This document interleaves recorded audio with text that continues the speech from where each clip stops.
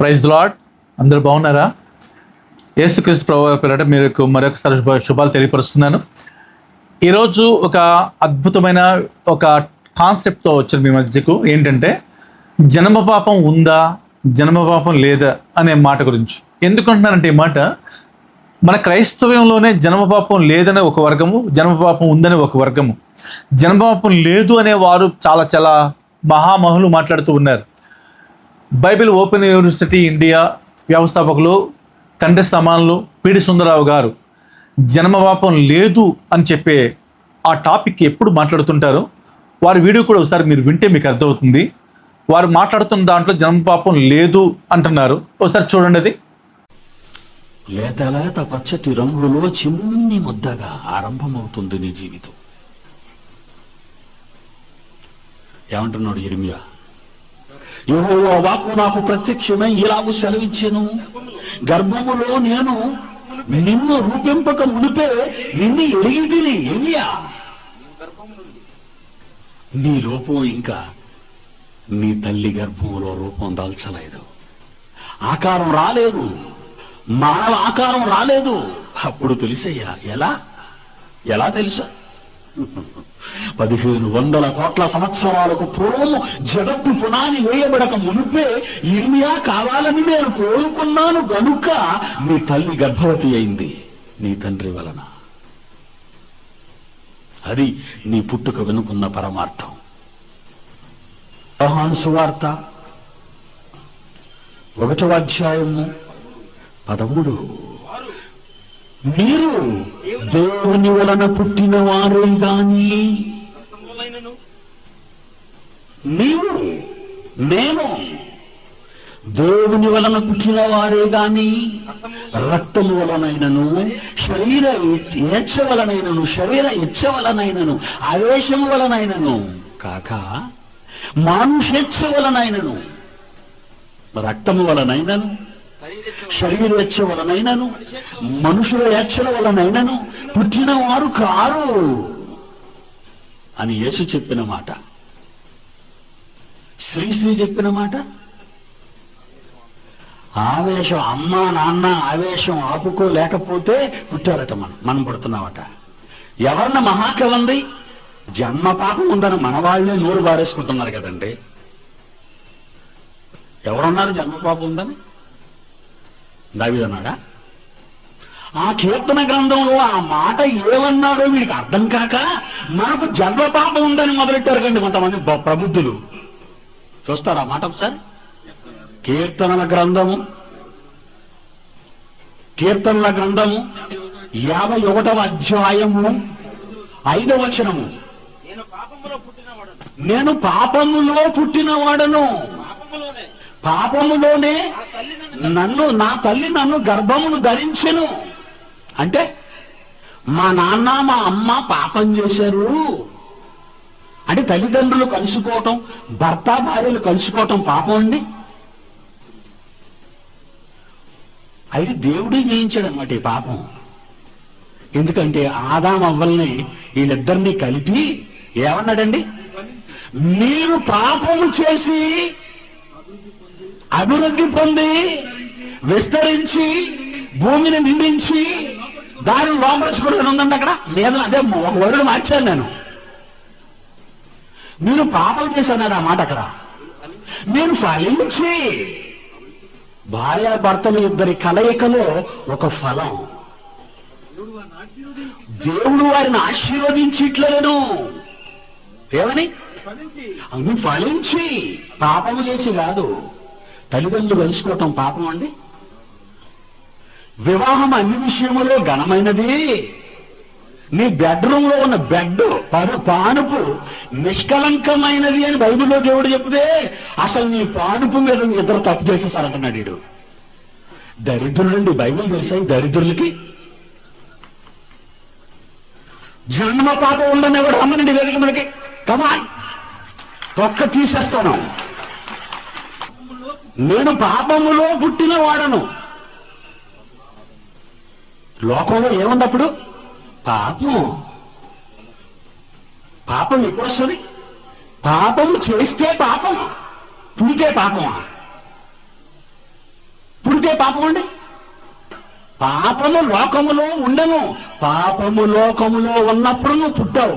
నీ పుట్టుక తప్పు కాదు, లోకం పాపంలో ఉండగనుక ఆ కాలంలో పుట్టావంటున్నాడు. నేను పాపములో పుట్టాను. ప్రసంగి 7:29. ఇది ఒకటి మాత్రము నేను కనుగొంటిని. వినండి, నువ్వు వినాలి. ఇది ఒకటి మాత్రము నేను కనుగొంటిని, ఏమనగా దేవుడు మనుష్యులను యథార్థవంతులుగా పుట్టించెను గాని ఇతనిలా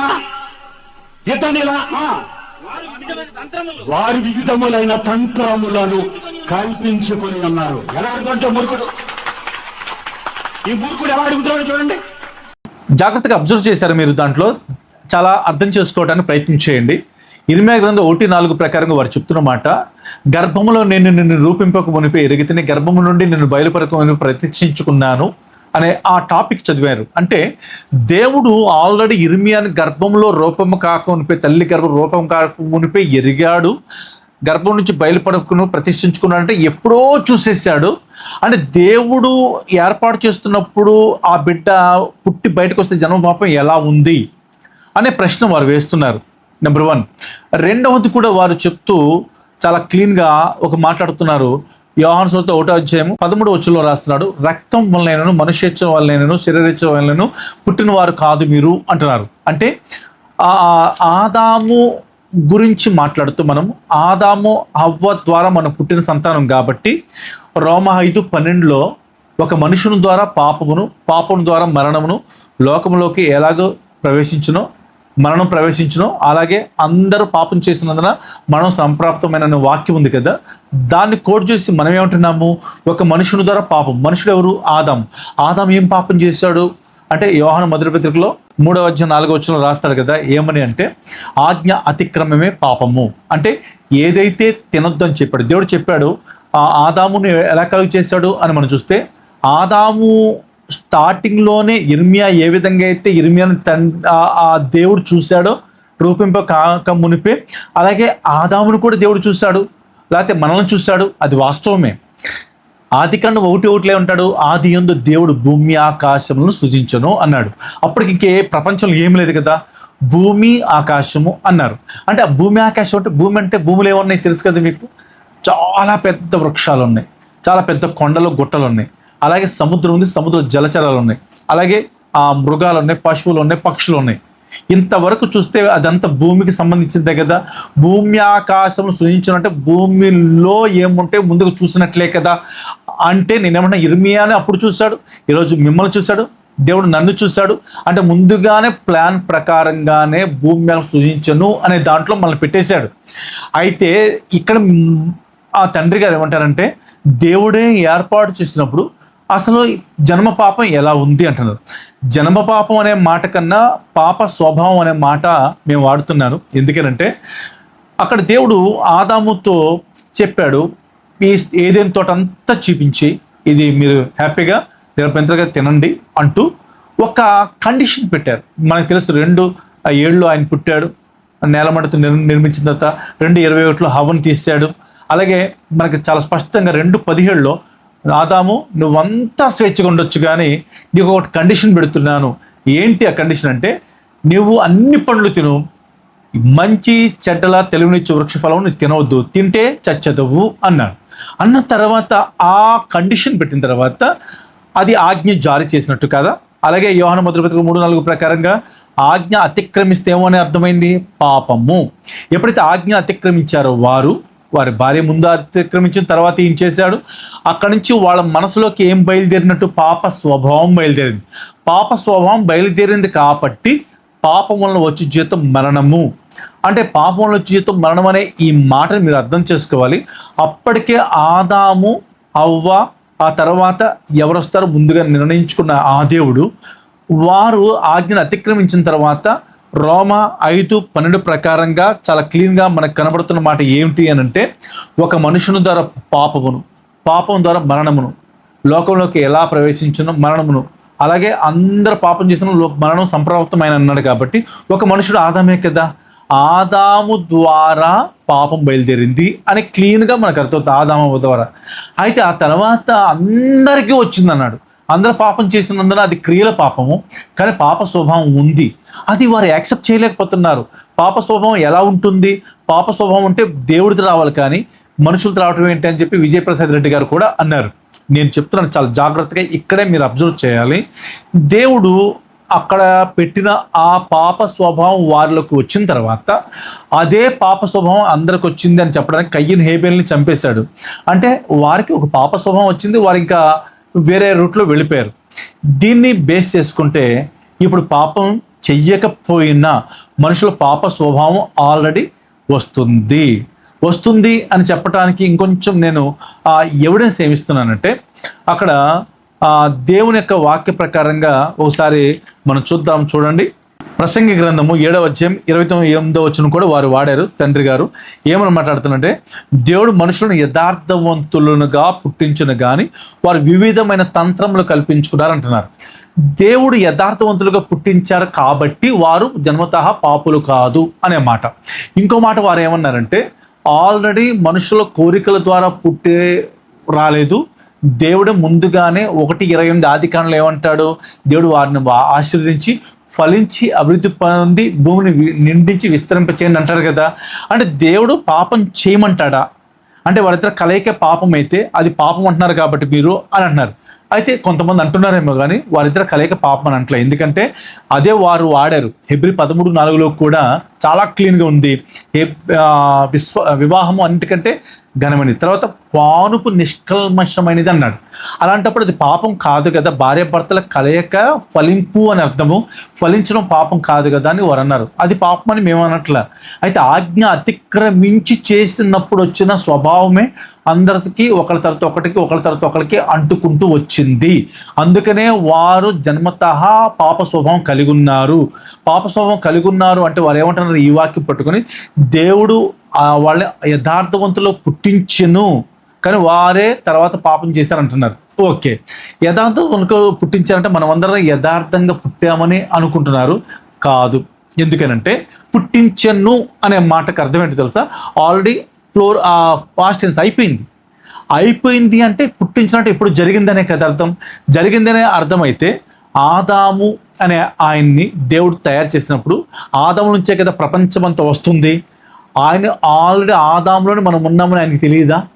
ఆల్రెడీ భూమి చేసినప్పుడే ఆదాము వస్తారని తెలుసు. ఆదాము తర్వాత ప్రపంచమంతా మన వరకు పుడతారని ఆయనకు ముందే తెలుసు కాబట్టి ఆయన గర్భంలో, ఆదాము గర్భంలో ఎవరున్నాము? మనము ఉన్నామని అర్థం. మనం ఉన్నామనంటే ఆల్రెడీ అప్పటికి ఇంకా లోకంలోకి ఏం ప్రవేశించదు? పాపం ప్రవేశించలేదు, ఆజ్ఞ అతిక్రమం ప్రవేశించలేదు. కాబట్టి యథార్థవంతులుగా ముందుగానే పుట్టించేశాడు అని అర్థం. పుట్టించును కానీ వారు వివిధమైన తంత్రాలను కల్పించుకున్నారు అనే మాట మాట్లాడుతున్నారు. ఈ వాక్యము మీరు చదవాలంటే దానికన్నా ముందు అదే ప్రసంగి గ్రంథము 7వ అధ్యాయము 20వ వచనం చదవాలి. పాపము చేయక మేలు చేయుచుండు నీతిమంతుడు భూమి మీద ఒక్కడైనా లేడు. అంటే 7:29 మీరు కోడ్ చేస్తున్నారు, కానీ పాపము చేయకుండా భూమి మీద మేలు చేయుచుండు నీతిమంతుడు ఒక్కడు లేడంట భూమి మీద. అంటే మేలు చేసి నీతిమంతుడు లేడంటే ఆల్రెడీ అర్థం ఏంటి? భూమి మీద ఎవరు నీతిమంతులు లేరు, పాపం చేస్తూనే ఉంటారు. పాపం చేస్తారంటే ఆల్రెడీ వాళ్ళ లోపల పాప స్వభావం ఉందనే కదా. నీతిమంతుడు లేడు, ఒక్కడును లేడు అన్నాడు. అంటే జన్మతహానే వాళ్ళకి పాప స్వభావం వస్తుంది కదా. దీన్ని మీరు ఎందుకు యాక్సెప్ట్ చేయలేకపోతున్నారు అంటే మీరు ఏమంటున్నారంటే యథార్థవంతులకు పుట్టించిన మాట వాస్తవమే. అయితే నేను అంటున్నాను, ఒక కీర్తనలో ఒక మాట ఉంటుంది. ఆ కీర్తనలో మాట కూడా మీరు ఒకసారి చూడగలిగితే 58వ కీర్తన 3-4 చరణాలు చదువుతాం. తల్లి కడుపున పుట్టిన మొదలుకొని భక్తిహీనులు విపరీత బుద్ధి కలిగిందురు. ఏంటంటే ఈ మాట అర్థం? తల్లి కడుపున పుట్టినది మొదలుకొని విపరీత బుద్ధి కలిగి ఉంటారు అంటే పుట్టినది మొదలుకొని అంటే అప్పటికే పాపం తెలుసు వాళ్ళకి. అక్కడి నుంచి ఏముందని అర్థమవుతుంది? పాప స్వభావం ఎలా వచ్చింది? ఒక మనుషుడు ఆదాము. విజయప్రసాద్ రెడ్డి గారు అంటారు, ఒక మనుషుడు ఆదాములో నుంచి పాపం వస్తే ఆదాం ఎవరి కుమారుడు? లోకం 3:38 ప్రకారం దేవుని కుమారుడు కదా. దేవుని కుమారుడు అయినప్పుడు దేవుని యొక్క పోలిక వస్తుంది, కానీ ఆదాం పోలిక రావటం ఏంటి? ఆదాం స్వభావం రావటం ఏంటి? దేవుని స్వభావం వస్తుంది కదా. దేవుడు యథార్థవంతుడు కాబట్టి దేవుడు పరిశుద్ధతే రావాలి కదా అన్నారు. నేను మిమ్మల్ని అడుగుతున్నాను, ఒకసారి ఆలోచించండి. దేవుడు అందరిని యథార్థవంతులుగా నీతిమంతులుగానే పుట్టించాడని మీ ప్రకారం వద్దాం. జన్మతో ఏ పాపం లేదు, పాప స్వభావం లేదు అనుకుంటే, అలాంటప్పుడు యేసు ప్రభు ఈ లోకానికి వచ్చి మరణించవలసిన అవసరత ఏంటి? అందరూ యథార్థవంతులుగానే పుడితే ఒక్కరు కూడా లేరని చెప్తే, తల్లి కడుపు పుట్టిన తోడనే భక్తులు విపరీత బుద్ధి కలిగి ఉందరు, పుట్టిన తోడనే అబద్ధములాడుతూ తప్పిపోదురు. ఏమంటే పుట్టగానే వాళ్ళకి మాటలొచ్చా? పుట్టగానే అబద్ధం ఆడటానికి మాటలొచ్చా? అంటే పుట్టగానే అబద్ధములాడుదురు అంటే పుట్టగానే వాళ్ళలో పాప స్వభావం, అబద్ధమైన పాప స్వభావం ఉందన్నట్టుగానే అర్థమవుతుంది కదా. వారిని మళ్ళా ఒక క్లారిటీ ఇస్తున్నాడు. కింద చరణం కూడా మనం చదివితే, వారి విషము నాగుపాము విషము వంటిది. మీరు ఇక్కడ చాలా జాగ్రత్తగా వెయిట్ చేసి ఆలోచించాలి. వారి విషయం, ఎవరి విషయము? తల్లి కడుపును పుట్టినది మొదలుకున్న వారి విషయం అంట నాగుపాము విషయం వంటిది అంటున్నారు. ఈరోజు పాము గురించి మీరు ఆలోచించినట్లయితే, పాము అంటే ప్రతి ఒక్కరికి భయమే. కానీ చిన్న పిల్లలు పాము పుట్టగానే చిన్నగా ఉంటే భయపడతామా భయపడమా? దాంట్లో విషం ఉంటుందా ఉండదా అంటే, చాలామంది పుట్టగానే విషం ఉండదు, దాంట్లో ఏం ప్రాబ్లం లేదు అనుకుంటారు. ఎందుకు ఈ మాట అంటున్నానంటే, నేను ఒకసారి ఎప్పుడో చాలా కాలం క్రితం వీడియో చూశాను. డ్రగ్స్ అలవాటైన వాళ్ళు, అది కూడా మత్తు సరిపోక చిన్న మిడినాగులు అంటే ఇంతే ఉండేవి. త్రాత్వం పిల్లలు పడగెత్తి అరచేయి మీద పెడితే ఇలా పెట్టేవి. అలాంటి మిడినాగులు వాళ్ళంటే నాలుక మీద ఒక చిన్న బైట్ అలా వేయించుకుంటారు. 24 hours ఆ విషము బాడీ అంతా ప్రవేశిస్తుంది. ఎందుకంటే తక్కువ విషయమే కాబట్టి బాడీ అంతా మొత్తం అయిపోతారు. ఒక చిన్న పుట్టిన తోడనే ఉన్న పాములో నుంచి వచ్చిన విషపు చుక్క పుట్టినప్పుడే విషం ఉందని అర్థం కదా. అలాగే విషం ఉంది కాబట్టి అప్పటికప్పుడు అంత ప్రమాదకరమైన చనిపోయి అంత రాకపోవచ్చేమో, కానీ అది పెరిగే కొలది విషం ఎక్కువ అవుతుంది కదా. విషం ఎక్కువయ్యే కొలది కాటు భయంకరంగా ఉంటుంది కదా. కాటు వేసిన వెంటనే మనిషి ప్రమాదంలోకి వెళ్తాడు కదా. అంటే దీని అర్థం ఏంటి? ఇక్కడ తల్లి కడుపును పుట్టగానే పాప స్వభావం విషం ఉంది. ఆ విషము చిన్నప్పుడు కొంచెం ఉంది, కానీ అసలు లేదనుకుంటారు చాలామంది. ఉంది. దీన్ని బట్టి చూస్తే పుట్టగానే చిన్న పిల్లలకి విషం ఉంది. మరి విషము ఎప్పుడో తర్వాత వచ్చిందని మీరు అనుకుంటారా? అంటే మనలో కూడా ఈ పాప స్వభావం ఉంది కాబట్టి 4వ చరణంలో వారి విషయం అన్నాడు. ఎవరి విషయము? అక్కడ తల్లి కడుపులు పుట్టిన వారు అబద్ధములు ఆడుతున్నారు అన్నారు కదా. అంటే పుట్టిన వెంటనే అబద్ధం ఎక్కడ ఆడారు? మాటల్లో ఆడలేదండి. వాళ్ళు మాటల్లో ఆడాల. ఎలా ఆడారు? వాళ్ళ ఊహలోకి వస్తుంది. అందుకనే వాళ్ళు కూడా కోడ్ చేస్తారు. చూడండి, ఆదికాండము 6వ అధ్యాయం 5వ వచనంలో చాలా అద్భుతమైన మాట ఉంటుంది.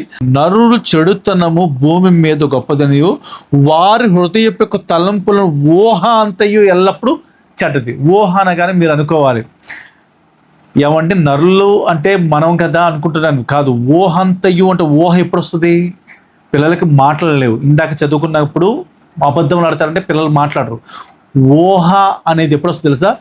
పిల్లలు జస్ట్ పుట్టిన కొద్ది రోజులకో కొద్ది నెలలకో లేకపోతే వాళ్ళు ఊహ వస్తుంది. ఊహ వచ్చి మనుషులు చూడకుండా నవ్వుతారు. నవ్వారంటే వాళ్ళకి లోపల ఊహలో నుంచి వచ్చిన ఈవిడ మా అమ్మ, ఈవిడ మా నాన్న అని నవ్వుతారు. అదే కొత్తగా మళ్ళీ అనుకో భయపడిపోయి ఏడుస్తుంటారు. చక్కగానే ఉంటాం మనం, కానీ ఏడుస్తారంటే ఆ ఊహ ఏం చేస్తుంది? మనకు అర్థమైతే చేస్తుంది, మాట్లాడిస్తుంది. అరే నువ్వెవడో దుర్మార్గుల్లాగా ఉన్నావురా, నువ్వు రావద్దు అని చెప్తుంది ఏడిస్తే. అదే నవ్వుతుంటే నువ్వు నా వాడివే అని చెప్పేసి అంటుంది. ఆ ఊహ అనేది మాట్లాడుతుందా లేదా? అది అర్థం చేసుకోరు ఎందుకు మీరు? అది 8:21 ఆదికాండంలో కూడా చాలా క్లీన్గా ఒక మాట రాస్తాడు.